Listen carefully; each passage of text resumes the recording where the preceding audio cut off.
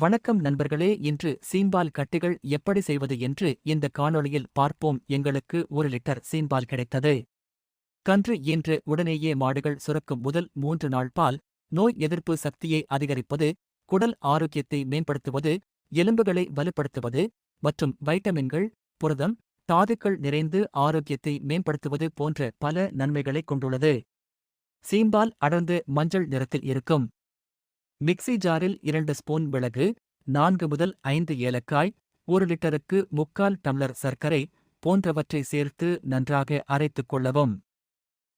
அரைத்த பொருள்களை சீம்பாலில் சேர்த்து வீடியோவில் உள்ளது போன்று நன்றாக கலக்கவும். நன்றாக கலக்கிய பிறகு குக்கரில் சிறிதளவு தண்ணீர் ஊற்றி அந்த பாத்திரத்தை எடுத்து உள்ளே வைக்கவும். வைத்து சிறிது நேரம் சூடு ஏறியதும் மீண்டும் ஒருமுறை நன்றாக கலக்கி விசில் போடவும். 2 முதல் 3 விசில்கள் வந்தவுடன் சிறிது நேரம் கழித்து குக்கரை திறக்கலாம். இப்போது ஏலக்காய் மணத்துடன் மிளகு காரம் மற்றும் சர்க்கரையின் இனிப்பு சுவை கலந்த மிகவும் சுவையான சீம்பால் கட்டிகள் தயார்.